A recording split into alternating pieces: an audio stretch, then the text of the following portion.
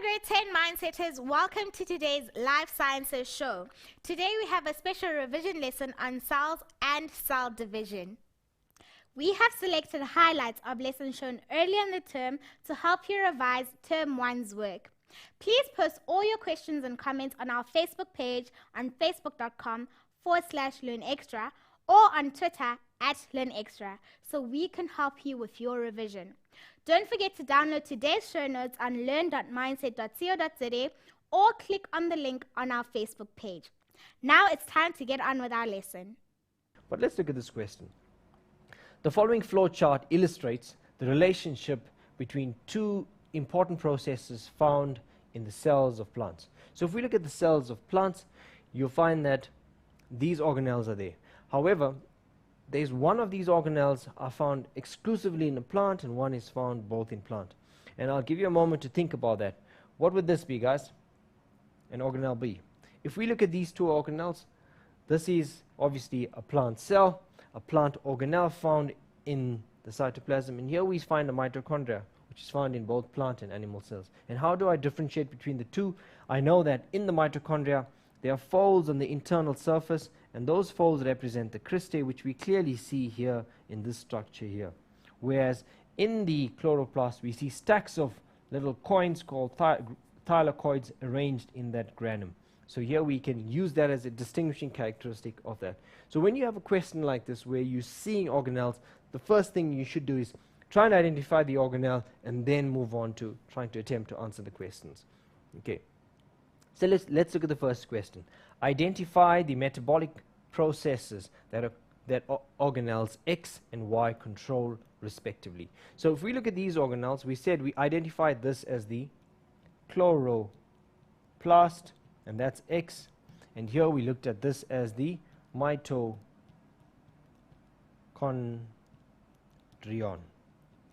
So mitochondrion refers to a single mitochondrion, and the plural would be mitochondria. So what is the biological or metabolic process that occurs in the chloroplast, guys? If you think about it, it is, yes, you've done this in grade 9 as well, photosynthesis. And that occurs in the chloroplast, and that is in organelle, and we identify that as organelle X. If we look at organelle Y, and that is the mitochondria, the process that happens there, we just did that, was cellular respiration. And that is basically the production of energy within the cell. Okay, cool. So that's a 2-mark question. The next question. Name the carbohydrate that is formed by X and by Y. And this is quite an interesting question. And this teaches us how we need to relate what we've done now with what we've done earlier on in the year. So I know that lots of you tend to compartmentalize this topic and forget about that it has a relationship with what you've done. And that's the reason why you spend some time doing chemistry of life, for us to be able to unpack the organic molecules, the biological molecules. This question is the kind of question that relates the first chapter that you've done with what we're doing today. So name the carbohydrate. And now if you guys think about carbohydrates, these are the groups that you've first done in organic compounds. So it refers to your monosaccharides, your disaccharides, and polysaccharides. So that's a bit of that. So name the carbohydrate that is formed by X and Y. So if we go back to the diagram, now we've got to think about what is a carbohydrate that is formed by X and Y. Now, plants produce energy. Plants produce some organic molecule by a process known as photosynthesis. So what is that process where photosynthesis produces, what is that compound that is known as when photosynthesis occurs? And so remember that we need carbon, we need oxygen, and we need hydrogen during that process, and that gives us a compound. I'm going to give it to you in its chemical form, C6H12O6. And if you break that down, guys, if you remember, and that's your glucose molecule. So the carbohydrate is glucose that is produced in the plant cell. So name the carbohydrate that is formed by X and used by Y. And that's very important. So we know that for the process of respiration, you see that the plants produce carbohydrates, which is glucose, and that glucose is used by the mitochondria. And that process is known as cellular respiration. And we know the significance of cellular respiration in terms of the production of energy. Provide labels for parts A, B, and C. So let's go up to that diagram again. I've scribbled a lot on it, so I'm going to very quickly try and clear up some of my scribbles on that so you can easily identify the parts. That's A there. Okay, so let's go back and see. So here we see an arrow that points to the structure here. Okay, so that's pointing to the folds, and those folds are called, if you guys remember, I'm sure you got a friend that sounds like Christine, but I'll call that Christe. So the folds have a significant reason why they are folds, and I said I was going to discuss that, but let me just go down and see if there's a question. Yes, there's a question that relates to the significance of the folds, which we need to discuss. So here we're seeing A points to the cristae, and here B refers to the medium that's present internally in this organelle or the mitochondria, and that medium is the matrix. So we refer to that as the matrix. I know many of you, when we refer to the word matrix, you think about Keanu Reeves in the movie The Matrix, but yeah, that's a good way to remember it. So that refers to the internal medium. And by the way, there is some DNA in the mitochondria as well, and the reason I tell you this is because this question comes up in grade 12, so always there's reasons to extend you a bit.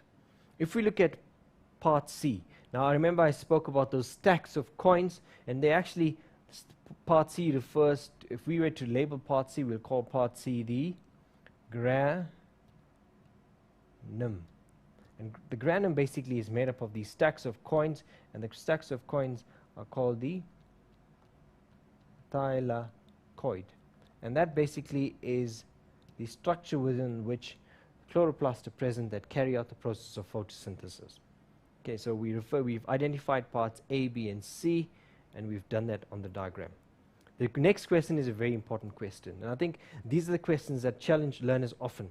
Give one structural adaptation of each organelle and describe how this enables the organelle to function efficiently. And this is a 4-mark question, guys. To unpack this question, you need to look at it carefully and read it again. Sometimes it seems simple. There's 2 parts to this question. One, we've got to give one structural adaptation, which is very important. We've got to describe how that organelle is adapted for each, and describe how this enables the organism. And the second part is we're going to describe how this enables the organelle to function efficiently. Let's go back to the diagram. If we look at, I'm going to clear this up again. I'm going to very quickly clear this up. Hope it doesn't. Okay, let's see. Let's clear this up very quickly. Okay, we spoke about that. Right. If we look at that diagram, here we see the arrangement, and I spoke about the arrangement of the thylakoids here. Here we see thylakoids. Now, imagine that you was a banker and you were collecting coins all the time, and you needed to count them and you need to arrange them in a systematic way. Now, one of the ways in which this structure is adapted is that the thylakoids are arranged in stacks, and these stacks allow for the efficient arrangement and maximum accommodation of the organelle, or the parts that absorb light. We also see the shape of this organelle. It's oval, meaning that it's able to expose itself to light from different sides. So, 2 adaptations. The grana contains stacks of thylakoids, and we can see that this is the grana, and it contains a whole lot of thylakoids that are arranged in stacks, allowing for greater amount of photosynthesis and the accommodation of more thylakoids in there. If we look at the mitochondria, okay, we spoke of the cristae being folded, and here we see the folded or convoluted, and that's the term that is referred to, convoluted. And if you were to discuss the significance of this, and I were to ask, if you look at even the brain, guys, you've seen images of the brain, and it's often not just this spherical structure, it's got lots of folds, and we refer to it as folds and gyrus and convolutes. Okay, those folds play an important role in increasing the surface area internally. So the significance of this is, when you look at the mitochondria, it plays an important role in cellular respiration. So how do we increase the efficiency of cellular respiration? We have provided an internal surface area which is increased by these folds, so that more of the enzymes responsible for the process of photosynthesis can be accommodated. So the folds increase the surface area, thus making the process of respiration much more efficient. So we've looked at this question, and this is a typical type of question that comes in when you've done sections on respiration, on plant and animal cells, and you know the structures, and you can compare them. And that's very important. You should be able to relate two different cells together and see how they play an important role structurally and how they depend on each other. Alright, Mindsetters, I hope you guys are enjoying this revision session. Remember, if you are struggling and need help, please post your question on our Facebook page or send an email to helpdesk@learnextra.co.za. Now it's time to take a quick break, so don't go anywhere. We'll be right back.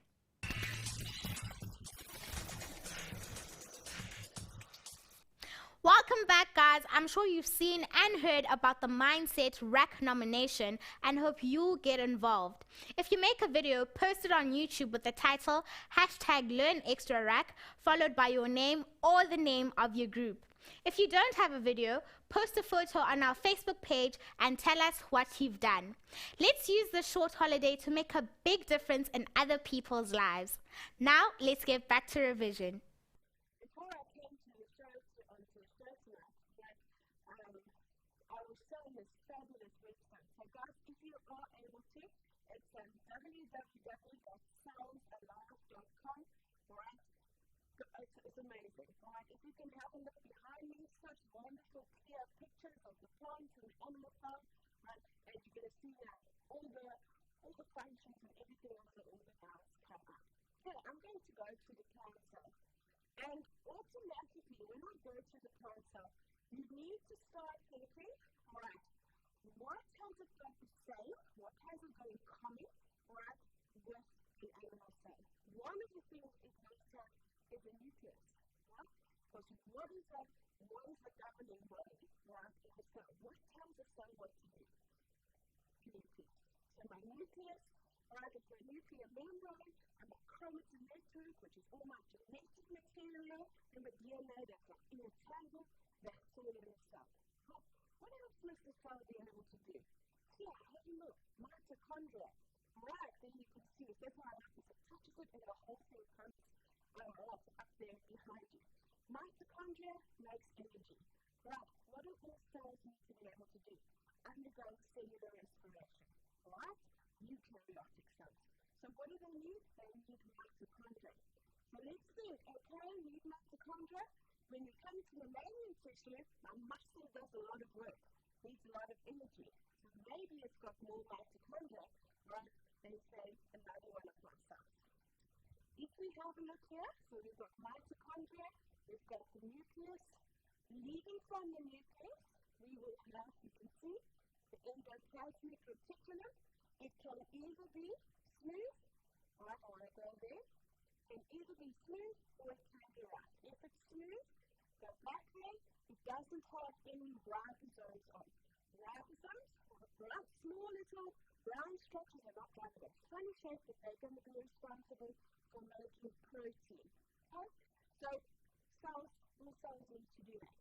The endoplasmic reticulum is going to collect all those proteins that it's made, it's going to transport it along, and it's going to take it to the Golgi apparatus.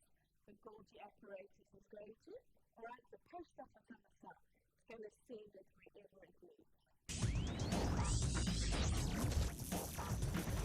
Maybe you have done this in your class before, all right? Some of you might not have. When they show the camera, I will try and show you as much as possible, but it's also about a skill of being able to make a microscope slide. What I'm going to use is the good old onion, and it's been here for a while since I got here, so the smell is somewhat overwhelming. Right, what we're going to see, if you see, have a look over here, the onion is a plant cell. And when you want to look at the basic structure of a plant cell, all right, what you're going to see, the onion is such a nice and easy, all right, so nice and easy to use because you can see the structures of the plant cells so nice and clearly. Now remember, when you can look, you're only going to be able to use your light microscope at school.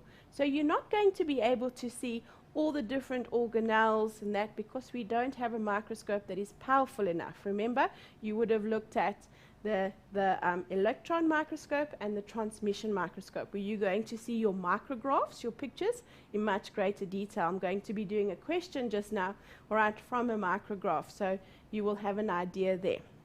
Okay, what we're going to do is we're going to look at an onion cell underneath the microscope. What you can also do is we can also use the same thing using an animal cell. And the animal cell, we can scrape the lining of your cheek. It doesn't always come up as clear as the onion cell is going to on the plant cell, but you can use it. It's epithelial tissue, all right? And it's also nice and simple. You scrape your cheek with a toothpick, and you're going to do things exactly the same way as I'm going to set up now, all right? If you have a look, it is glass, so it might be a bit more difficult to see. I said to Wilson just now, this is the time when you realize, oh, I should have painted my nails last night, all right? The first thing you do, make sure is that your microscope slide is always clean. All right, the best way in which to do it, okay, if you see, now you can't clean it and then you put your fingers on it. The best way in which to do it is to take some alcohol, all right, and you clean it and you make sure that it's nice and clean and you put it in a spot where it's going to be nice and clean. All right, now when it comes to the onion prac, the whole key to this is to get as thin a piece as possible. Now, I'm not quite sure if you're going to be able to see, all right, but what I want, how I get it, and I find it's much easier, I take the epidermis, all right, you see I'm really going to be using words that you're going to use in your plant tissue section. I take the epidermis and I bend it. And when I bend it, I don't know if you can see clearly, Wilson, all right, you will notice that a nice see-through, all right, skin, that's what we want. We don't want something thick, then all the cells are going to be one on top of each other. All right, so can you see? There we go. All right, can you see that nice thin layer? That is what we are going to look for. All right, now we need to make the slide. So what we do, you can make it in two different ways. You can use it with water, okay, or you can use it with iodine. I'm trying not to laugh, John, but I am, I'm afraid to say. I wish you guys were here. I'm sorry, I tried my hardest not to laugh, but we just had our big boss crawling on the floor to get out of here because he was helping with the machine. All right, hey Looney. Okay, so let's go back to serious matters. Okay, we're going to take my microscope slide.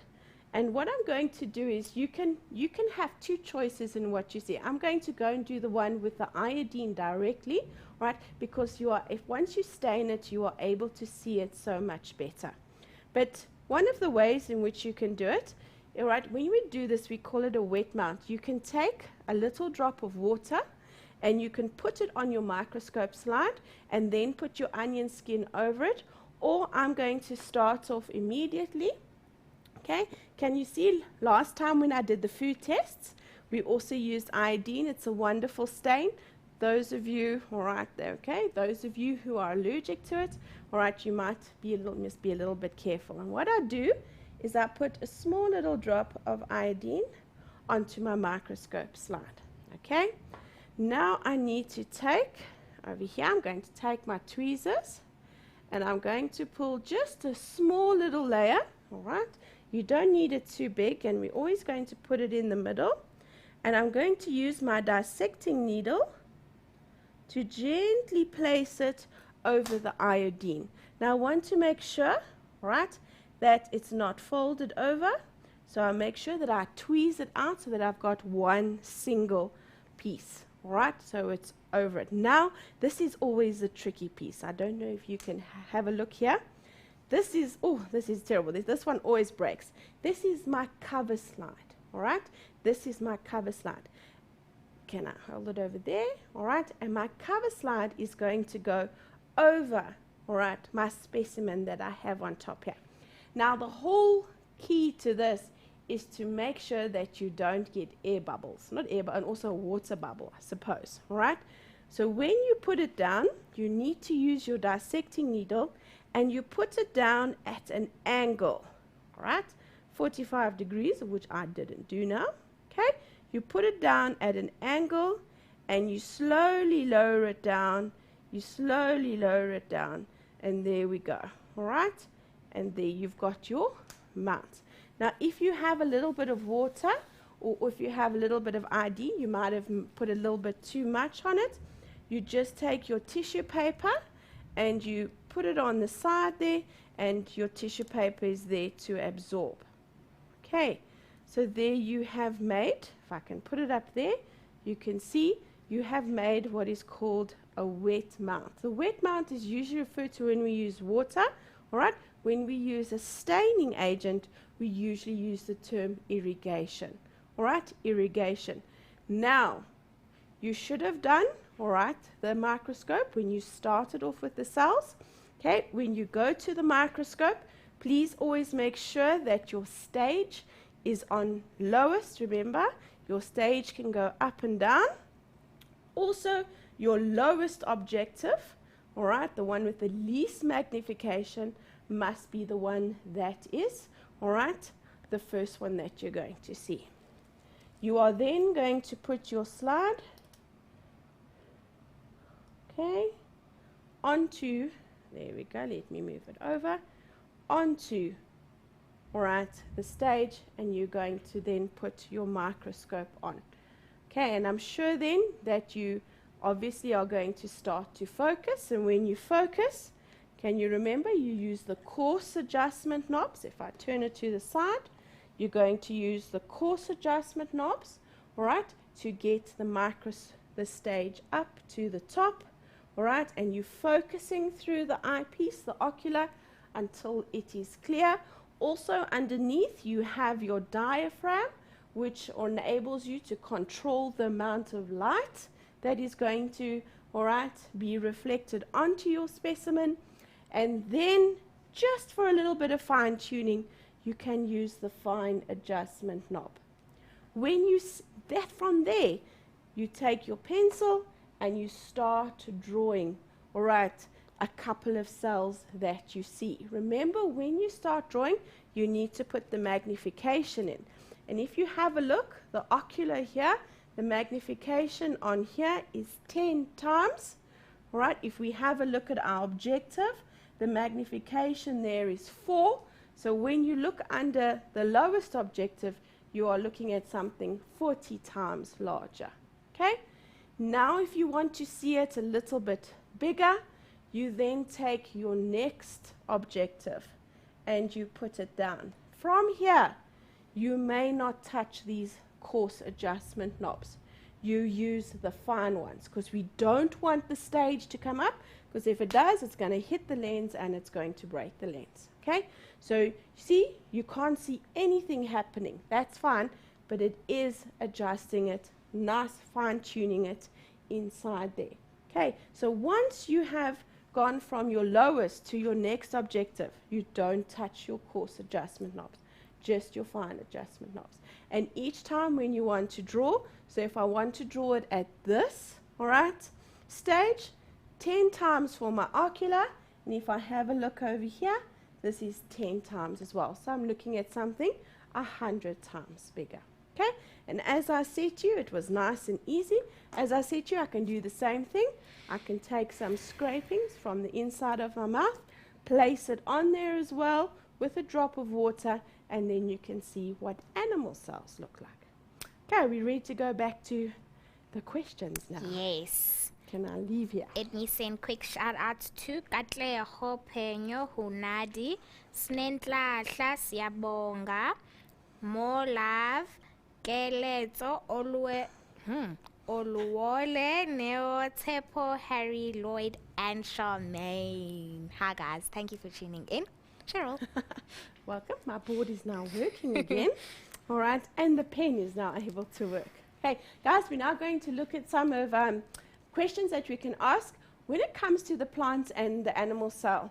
I often tell my students again to study by using an annotated diagram. And what an annotated diagram is you draw the cell, you label it, and you label each of the organelles what its function is. All right, so that other little cells alive thing that I did, all right, you can also go and you put all those, that's almost like an annotated diagram.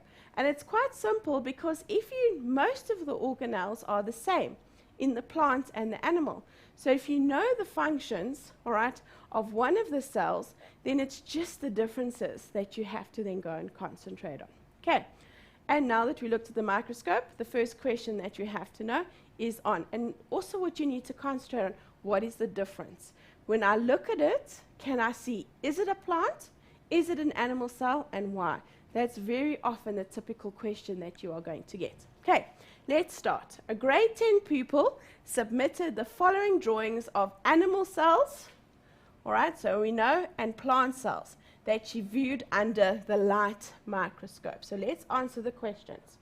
Okay, first one, as I say to you, all right, a very typical question. When you get the cell, very often they're going to say, is this a plant cell or is it an animal cell? Then you must identify it, okay? And then they're going to say, give me reasons why. Okay, so let's have a look over here. So which of the following drawings, A or B, represents plant cells? Okay, now if we were to have looked underneath the microscope at the onion, this is pretty much what you're going to see, okay? Now when the first thing that you look at, those that have a regular shape are your plant cells, and those who tend to have a rather roundish shape are going to be your animals. Okay, so my plant cell is going to be A, right, and my animal cell is going to be B, right? Now if you get those confused, right, that's going to be a bit difficult for you if you have to answer questions from that. All right, now it says state 2 visible. All right, that is the key word there.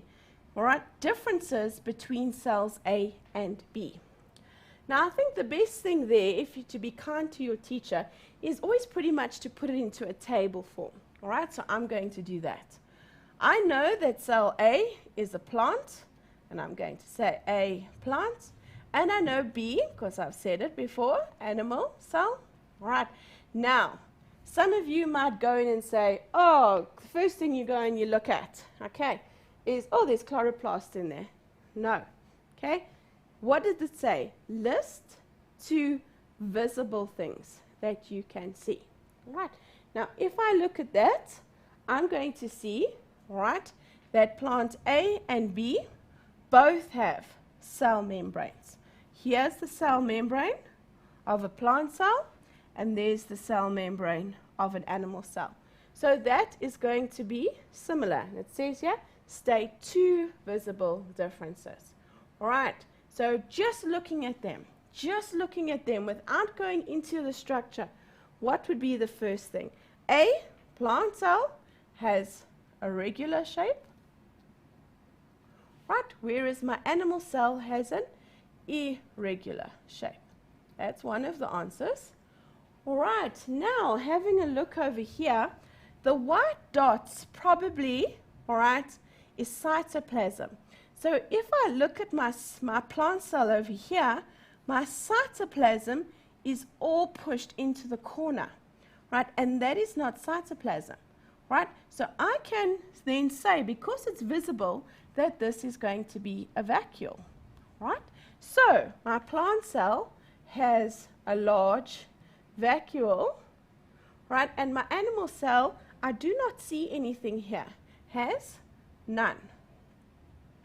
I can see a third difference as well, because if I look here, I can see that there's my cell membrane, and I've got this different, looks like 2 membranes, all right? Look like 2 structures that are surrounding it. So what do I know? All the cells have cell membranes, but only plant cells have, all right, cell walls. So I can see a cell wall, all right, and there's no absent, nothing there. There we go, all right. I asked for 2, and there you can give me 3 of the differences. Okay, now I think I gave this question away earlier when I was busy with the practical. It says mitochondria and chloroplasts were not visible underneath the microscope. Explain why this is so. All right, she looked under, and it said to you from the beginning, all right, oh, let me get there. What did she look under? A light microscope. Right, so why can't we see the mitochondria underneath? Because it is too small to see. Right? my light microscope does not have a big enough magnification. Okay, next one, state one function of the part labeled C. Okay, part labeled C is the nucleus. What is always, one saying that you could have also given this, now that I think about it, you could have also given this as another function, because as another difference, because generally, because animal cells don't have a vacuole, their nucleus is in the center. Whereas if you have a look over here at my plant cells, where's my nucleus? Because the vacuole squashes it all out, it's plastered against, right, the edge. So you can also have that as a difference. Number C, right, always the most prominent staining organelle in my cell, right, is going to be my nucleus. Right, state one function of the plot. There's lots. You've got lots. I can give you 3, right? I always go for it controls all the cell's activities, all cell activities. Some of you might use the word metabolism, all right? Inside my nucleus, what have I got? Right, my chromatin network. And what is my chromatin network? It's my hereditary characteristics. Okay, my hereditary characteristics. And right in, here's a dark staining. I'm going to see if I can use another color. There we go. I've got my dark staining nucleolus. And my nucleolus is responsible, all right, for sending out the instructions for protein synthesis. All right, you'll learn that when you are in matric. Okay, next question. Let me just go down a little bit here. Okay, next question. Name 2 components of cell membranes. What are cell membranes made up of? Proteins, all right, and lipids. But they specialize lipids because they got, oh, let me go, sorry. Oh, let me do the eraser. Okay, okay, there we go. All right, color again, green. Okay, phospholipids. All right, remember it had that little head and tail, all right, of how it is made. And the last question of this section, all right, name the process by which water molecules pass through the cell membrane. When it has to go through a cell membrane, the process is always osmosis. Okay, let's have a look at this one. Here, it tells you it's a micrograph picture. So remember what I said, the previous one, she saw very little detail because it was underneath a light microscope. Here, it is a micrograph, which leads us to the very first question. All right, and the very first question is, what type of microscope was used to obtain this? It tells you it's a micrograph picture, all right, and therefore it's an electron microscope. Right? An electron microscope gives us these lovely clear pictures. Okay, now as I said to you, it says over here, provide 3, and again, all right, I've even underlined it here this time. Provide 3 visible reasons why this is a plant cell, all right? But that's not all. Have a look at the mark allocation. You need to mention the name of the plant as well as the letter. So for 6 marks, it gives you an idea that you're probably looking for 3 things. Okay, let's have a look over here. What do we see? All right, let's look at number A. Number A is cell wall. Number B is a vacuole. Number C, see, dark staining, it's the nucleus. You've got to get used to, all right, seeing a micrograph, not only just a plain simple diagram. And here you can see, all right, looks like it's those coins on top of each other. It's going to be a chloroplast, not chlorophyll. Chlorophyll is what's inside the chloroplast. Okay, so now I've labeled all of it. It says what 3 visible things? There we go. A, cell wall. B, all right, vacuole. And I would put over here large vacuole. All right, nucleus, no, because an animal cell has a nucleus as well. So that is not a distinguishing characteristic. Number D, chloroplasts.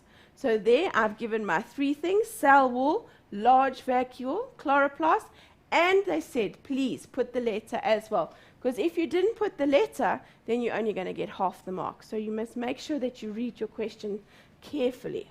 All right. Then it goes, name the substance that part labeled A contains. All right. That is called cellulose. It's called cellulose. When you do, all right, when you did biochemistry, we started off with it at the beginning of the year, cellulose was a polysaccharide. All right, and if you remembered, cellulose is the structural polysaccharide found in plant cells. Animals had chitin or chitin, however which way you want to. That, you know, when you crush a bug and it cracks the outside, that is it. Okay. Now the next one. This is the line over here, all right, gave you the idea.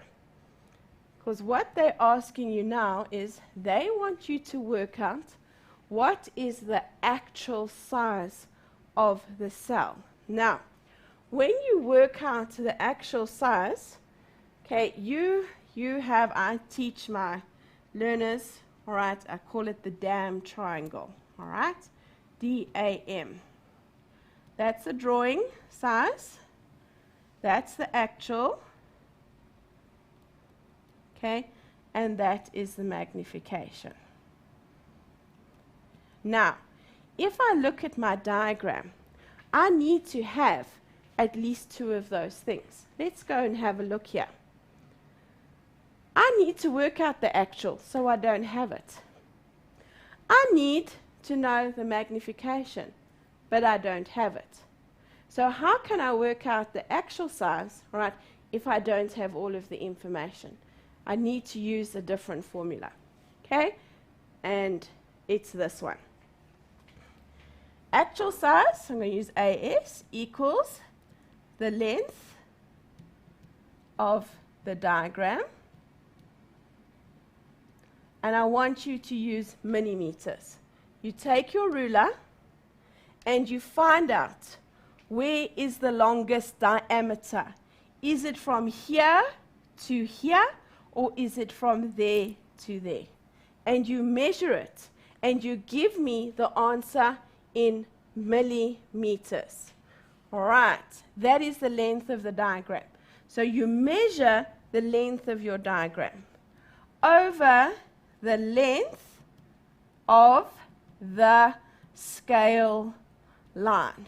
Now you see, you go to the scale line and you guys automatically like, oh, it's 5. No, it's not. Take your ruler and measure the length of your scale line. Measure it, okay? And you give me the answer in millimeters. All right, so let's say, for example, your diagram is 80 millimeters and my line is maybe 3 millimeters. Okay? Now I times it by the given length of the scale line. And what did I give you? I gave you 5. But there's a problem.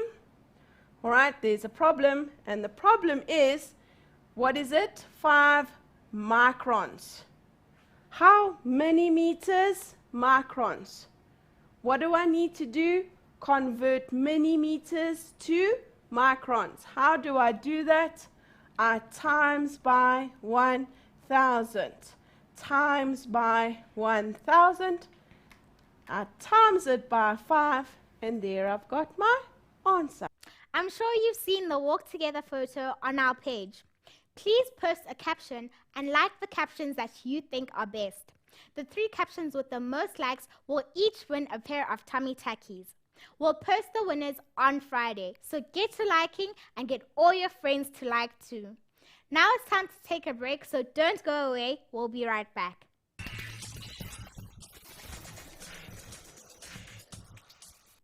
Welcome back from the break. I know you can't wait for the term to end and for the holidays to start. This year we bring you revision sessions from term 1 from the 28th of March till the 6th of April. These will be repeats of all the Learn Extra live shows from term 1. These programs will run from 9 a.m. in the morning till 7 p.m. at night. Go to our website learn.mindset.co.za for all the details. But for now, let's get back to the revision. So in this diagram here below, there are various cells undergoing cell division at different stages. Study the diagram and then answer the questions that follow. So we've got to look at this. So a series of diagrams, and here if we look at this, very nice cells undergoing different stages of cell division. Let's look at the questions. So the questions. Identify whether cell division in the above diagram is occurring in a plant or an animal cell. If we go back to this diagram, if we look at it, I'm going to give you a chance to think about this. For us to be able to say whether it's a plant or animal cell, we need to look at the structure. And from this, my instinctive answer would be to say that it is a plant cell, but I need to give a reason. And the reasons would be, if we look at these cells, you clearly see there's two distinguishing reasons. You can clearly see a predominant cell wall. We can see a predominant cell wall. I'm going to change my color maybe to make it more visible for you guys. Okay, I'm going to try, let's see, Tumi, what's your favorite color? Maybe green. How would green look on this? Is that any better? Okay, so here we're clearly seeing a distinct cell wall. We're also seeing a wall here between two cells that are forming, and that often happens, that only happens, we call that a cell plate, and that only happens, let me say that again, that only happens, a cell plate will only form in cells that are undergoing cell division in plants. So here we're seeing the development of a cell plate, another cell plate here. We're not seeing the process of cytoplasmic invagination, which we saw now, or rather cytokinesis, where cells start dividing. So that process where cells start dividing and eventually pinching and forming, pinching from away from each other and eventually forming two new cells, and that process happens in animal cells. Whereas in plant cells, you'll find that a cell plate develops, and that cell plate then separates out the two cells into two new cells. So that was the question. Let's look at the next question. Okay, the board is obviously trying to change. It's preempting me to move on to the next question. Identify 4 different mitotic stages in the diagram. So we need to identify 4 different mitotic stages. And this question would be a question that would come for 4 marks, where you expected to be able to look at a diagram and point out or label on the diagram. So if I were to look at this, if I was looking at this diagram and I needed to label 4 stages, I'm going to look at the 4 different stages. I'm going to very quickly say, well, these are the stages that I need to find. Let's see if we can find them. So the first stage I need to find is prophase. I'm going to look for prophase, and I'm going to point an arrow to prophase. The next phase that I'm going to look for is prophase. After prophase is metaphase, and we're going to look at look for anaphase, and then finally telophase or telophase. Okay, so if we were to look at this, and I clearly showed you here a diagram showing you a cell undergoing cleft plate, and as I said, that would be a cell that is undergoing telophase, where we see the formation of 2 new cells. Here we're seeing a cell that is being split up, 1 cell. This is the original mother cell that splits up into 2 new cells. So that would be telophase. Anaphase, what is the characteristic of anaphase? And as I said, anaphase, the movement of chromatids apart. So we're looking at the movement of chromatids apart. And if we look at a cell that's undergoing that, you need to look very carefully. It's not this. Here, let's look. I think it's this one here. What? Here we're right here. So anaphase would be this. Here we can clearly see the movement of chromatids moving apart. So here there's movement that way, and here's the movement in the other way. It's not as clear and distinct as we may normally when we draw it, but you've got to look at the characteristic, and here we've got to look at, that's the chromosome, and that is the splitting of the chromatids in the opposite directions. That's anaphase. If we look at metaphase, characteristics of metaphase again, guys, yes, they meet along the equator. So here we can clearly see, I'm going to draw this all the way there. Here along this imaginary equator, the chromosomes have met along this imaginary equator. So that would be metaphase. And then prophase would be, if we go to, here we're seeing a cell in prophase, we clearly see the formation of chromatin network and the disappearance of the nuclear membrane. So that would be a stage during which the cell is preparing, undergoes deapplication, and you can clearly see the formation of chromosomes in that image there. So not as easy to identify them when we see them in cells, but remember, we've got to look out for the characteristics as I described them when I did this. Okay, so let's look at the next question. Which part of a cell actually divides during mitosis? And what is that cell? Which part divides during mitosis? And as I said, the cell undergoes two parts of cell division, cytokinesis and karyokinesis. So it is the nuclear material that undergoes division. So when we look at a cell dividing, we tend to focus on the nuclear material dividing, and hence we refer to that as karyokinesis. So the actual part of the cell that is dividing would be the nucleus. However, you got to say that it ends up with cytokinesis, where the cytoplasm divides. Okay, in which type of cell does mitosis occur? Prokaryotes or eukaryotes, and explain why. And that's very important.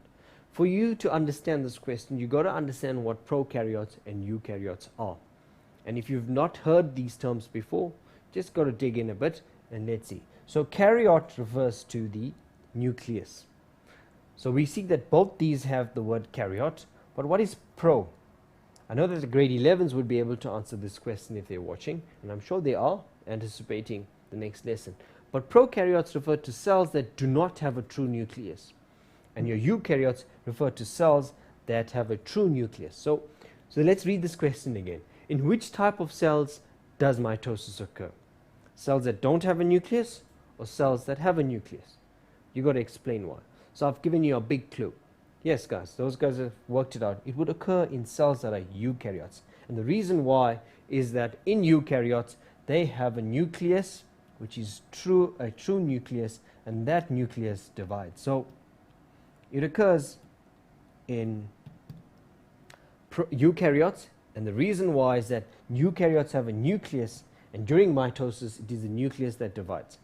If we think of examples of organisms that are prokaryotes, so if we talk of bacteria and viruses, these are your prokaryotes, and they do not undergo mitosis. They show different kinds of cell division, which is actually, they undergo a series of, it's called the lytic stage, where they use a host cell's mechanism to produce more copies of itself. But that you guys do in grade 11. So for the grade 10s, you need to know prokaryotes and eukaryotes. They are cells that have a, so this is not a true nucleus. And eukaryotes have a true nucleus. So the answer here would be, it happens in eukaryotes. These are cells that have a true nucleus that undergo cell division. I'm going to move on to the next type. Name a type of cell that does not undergo mitosis. So this is kind of a tricky question. Which are the cells that do not undergo mitosis? So which are the parts that don't divide? So if we look at in the human body, a cell that doesn't undergo mitosis would be, this is a kind of a tricky question. So you can answer this in two different ways. So which are the cells that don't have a nucleus in the human body? The red blood cells. So the red blood cells will not undergo division. So a red blood cell has a lifespan, it is produced, and after a period of time the red blood cell will be destroyed. And that's the reason because it is nucleated. So a cell that does not have a nucleus will not undergo mitosis.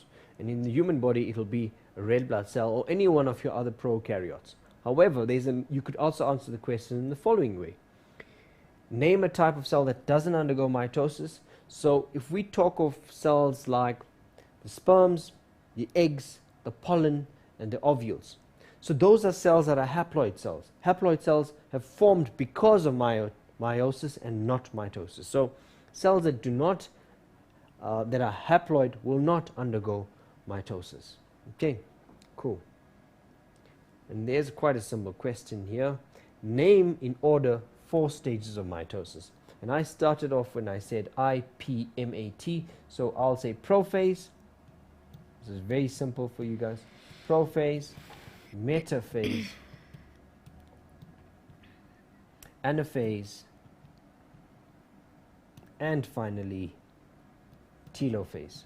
And those were essentially the 4 phases of cell division that we need to talk about, and it's in that order. Okay, let's move on to the next question. Name 2 distinguishing characteristics that happen during early prophase. And what is it that happens during early prophase? Now, the terms early and late prophase simply refer to events that happen early on in the stage, and late prophase would be events that happen towards the end of prophase before the start of the next phase or metaphase. So do not get confused with this. If we refer to prophase, we refer to all the events happening, but this question specifically focuses on what happens earlier on at the start of prophase, meaning at the end of interphase and now moving on to prophase. So when we tend to draw diagrams, we tend to draw a diagram in a stage and not in transition, and it's very difficult. But if you were watching a cell undergoing cell division, you'd be able to see the transition from interphase earlier on, in mid prophase, and then towards the end of prophase moving into metaphase. So what would I see? Well, in early prophase, I would see the formation of chromosomes.